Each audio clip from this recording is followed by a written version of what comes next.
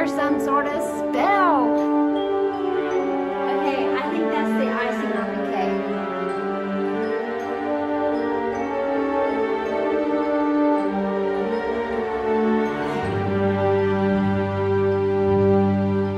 Hi friend, welcome back to Summer Hill. In today's video, we are decorating for Halloween. It's gonna be a lot of fun. I'm mainly using what I've pulled down from the attic, so we're gonna start there, and then we're going to discuss this fireplace mantle. Now also, I did a lot of fall decorating with orange and neutrals this year, and I am using what I have already in the room as kind of a building block for my Halloween decor. That's my plan. We will see if I continue that. So let's get started by going to the garage and pulling out the decorations. Okay, so I have a lot of jack-o'-lanterns. In fact, this year I have more than ever before. We've added to the Jack family this year with a lot more, including this really big guy I found at Walmart. I mean, he's huge. So I barely brushed the surface of showing you what is in my garage because I figured let's get busy and start decorating. So this is the new print that I made this year. Isn't it cute? It has a witch on it, and she has a cute little cat and the moon face. So let's head back into the living room and look at the mantle. Okay, so I decided to take off some of these items because I feel like we need a lot of space for all those jack-o'-lanterns.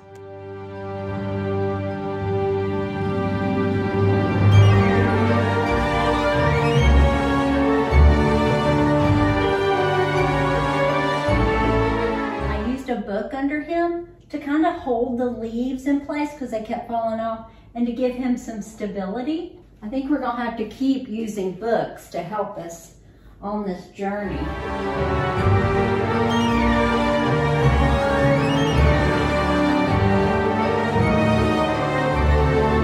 I need a pumpkin right here. And I feel like I need a lot more pumpkins. I thought I had enough pumpkins this year to do this. What's going on? I do have more pumpkins. I just need to paint them, so. Okay, we're having a painting party. Let's head over there to the table and start painting. Here's another Jack hiding over here on the sofa. Okay, we're gonna paint these three. And I think I have some littles, so we'll paint the littles too.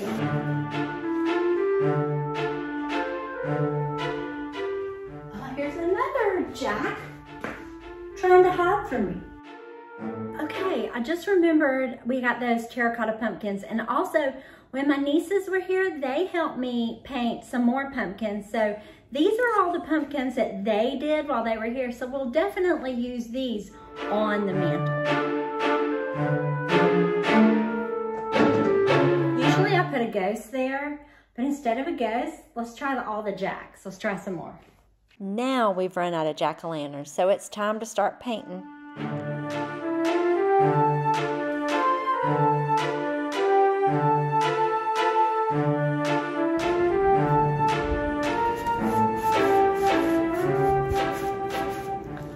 I just thought of something. I'll be right back. Okay, so I thrifted this probably a year ago. It's the Slim Twise Exerciser. But people used to, my mom, I loved it as a kid because I thought it was fun, but they used to get on it and do the twist like this. This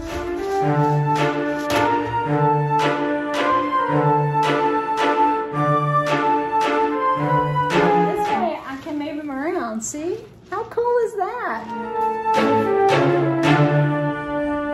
Comment below if you remember the Slim Twist. I'm curious to see if anybody remembers that. Okay, I think he's ready, so let's move him. This is chalk paint by Dixie Belle. I love this stuff for painting. Oh my God, I just got it on my dress. So thankfully, it's just little tiny dots. Do you see that? So what I'm doing is just some water and I'm pressing on it so it doesn't spread. And then with the little paper towel, I'm kind of wiping it out. I'm starting to feel like my Halloween decorating this year is under some sort of spell. I have hurt 2 fingers This one was not wall decorating, but I've hurt 2 fingers, gotten paint on my dress. I don't know what to say. Let's get busy and paint. How about some nice music while we paint these jack-o'-lanterns?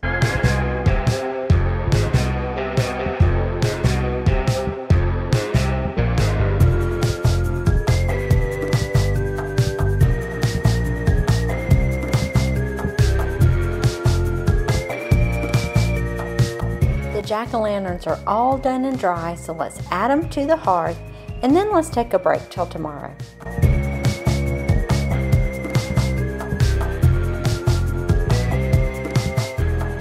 Good morning, it's day 2 and I decided to put this down last night and think on it, and I think I want to put a ghost on him or a witch's hat.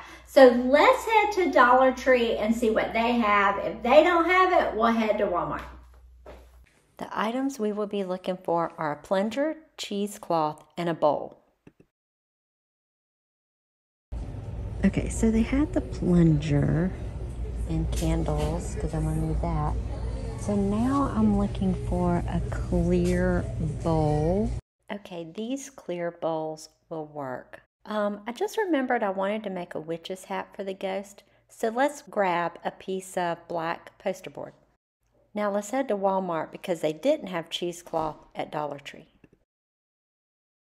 Now let's head back home and start crafting. Okay, so we're going to use this one for here. So I'm going to put some glue here and some glue here, and we're going to see how this works. Okay, ready? Go. All right, let's let that dry and we'll see if it holds.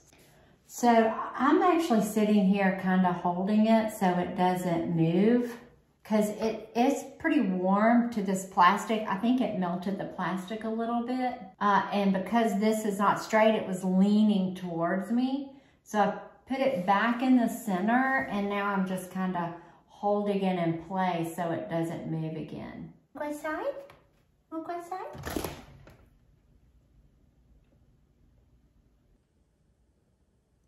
Okay, so I brought this in here so we can make sure this plunger, I didn't even think, like, does the plunger fit?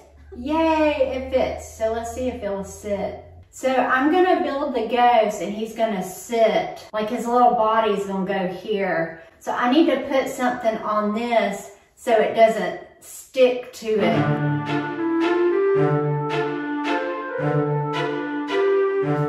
Okay, that works. All right, so now I'm gonna go get a bowl of water and some Elmer's glue. Now take about half Elmer's glue and water and mix it together. We're going to use this to put the fabric in, or the cheesecloth, to put it over the ghost body. Before I get started, I want to lay out the fabric just so I can get an idea of how I want it to sit on here. I can also cut it. So I'm going to spend a few minutes and work on that, and then we will start applying the glue. Because the cheesecloth is so see-through, let's use a linen napkin on the bottom. Okay, so next I dip the fabric pieces into the glue and I wring it out as much as possible. Then you pull the fabric apart, and once you have it completely pulled apart, you lay it over the bowl. So you're going to begin with the linen fabric, then you do the cheesecloth next, and you do a couple of layers of that. Once I got all the layers on, I then took some scissors and started trimming up what pieces I wanted trimmed up higher. Now let's let this dry overnight and we'll come back tomorrow. Okay, it's day 3 and we still have lots of decorating to do for Halloween. Let's start with this ghost and let's try him out in the living room.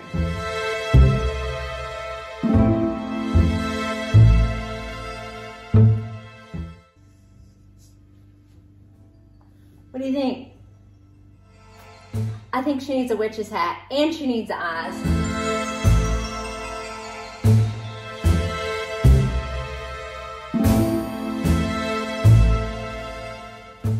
Now, let's make a witch's hat using my printable, but we're going to make it larger. And I'm going to begin by measuring the top of her head to see how big I need that hole to be for her hat.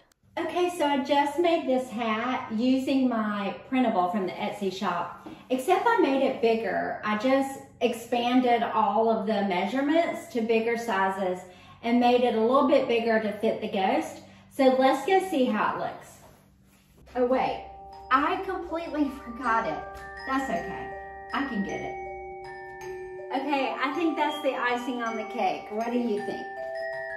Oh, it's so cute. You know what else I think would be really cute is if we added a bow to her hat. So my nephew stopped by for a visit yesterday and he actually gave her a name. He called her Martha. So Martha it is, and I thought for fun we would call her Moaning Martha. Now I felt like there was something else we needed to do. So I decided to grab those bats in the book and add them to the mantel.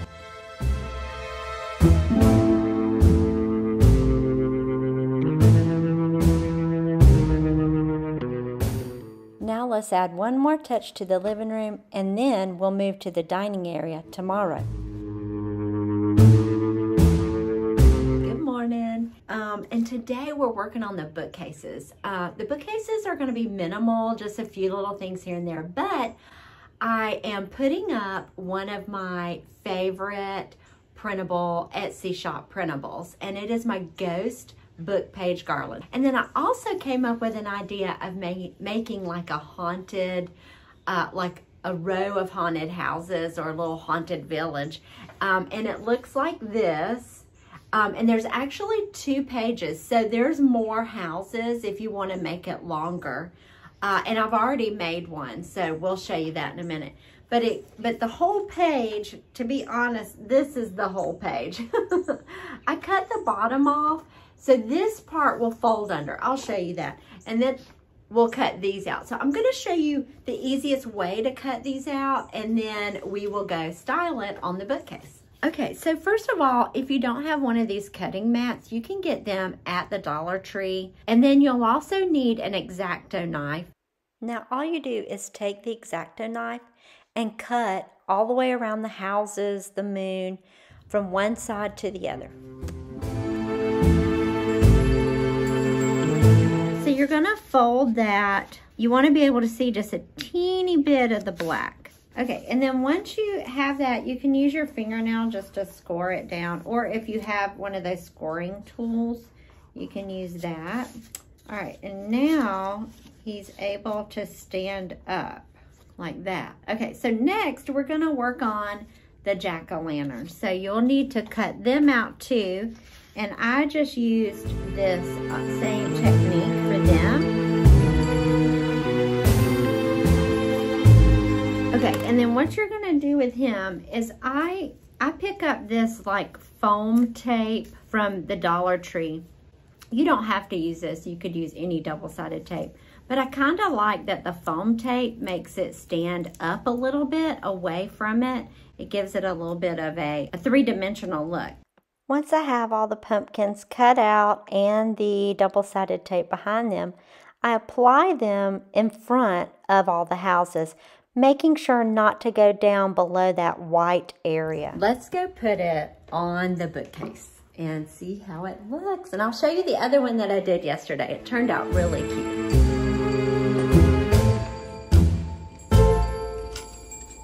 So one thing you could do if you want to make it stand up is put a little bit of double-sided tape there to hold it up.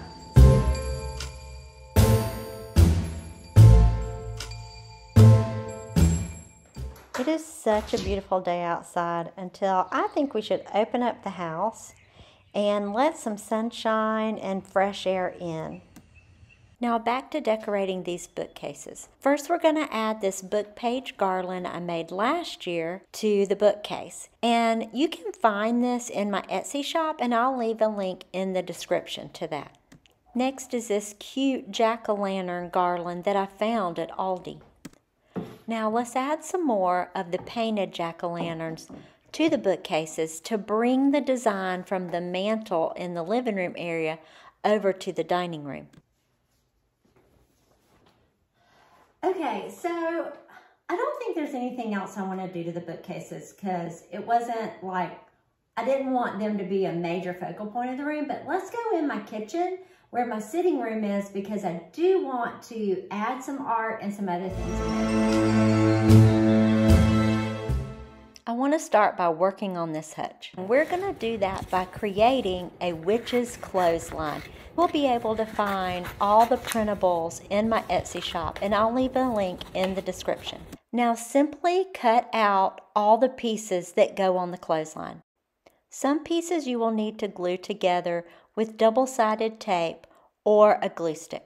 Once you have all of the pieces of the witch's wardrobe cut out, it's time to pin them to your clothesline wherever you want to decorate with it. Okay, so before we do that, I want to change all the dishes to white because I feel like the cute little garland will just be competing with all that in the background. So I'm using this as a guide because I kind of planned out how I wanted them here. So you can use this as a guide too. These are the little clothespins I picked up at the Dollar Tree. One thing I did want to share with you is definitely print this on cardstock.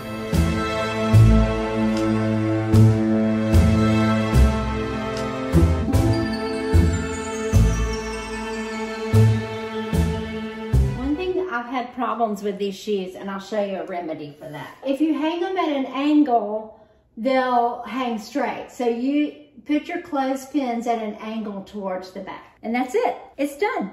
Now I have a bat garland. Let's go get the bat garland and try it.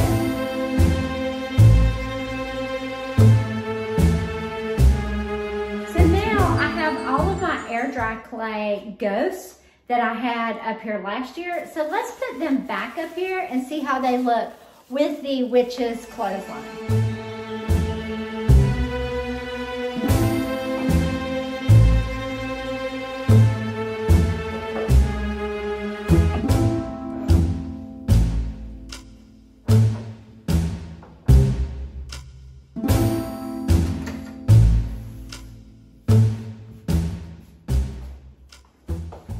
Now I feel like the hutch is completely done, but I did want to show you this Libby Glass Company jack-o'-lantern that I found while thrifting, and it was in my fall home tour.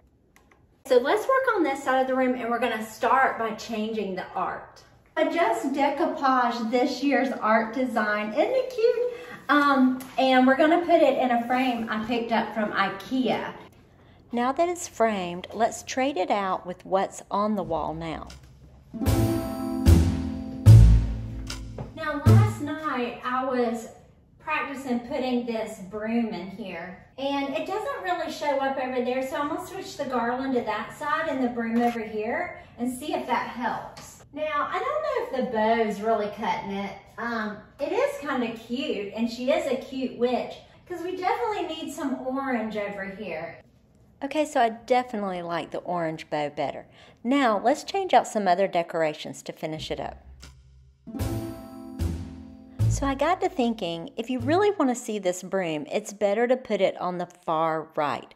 So I'm going to move the cutting boards, put the broom here, and then I'll put the orange blanket next to it. Now you can see the broom really well, and I put the cutting boards back.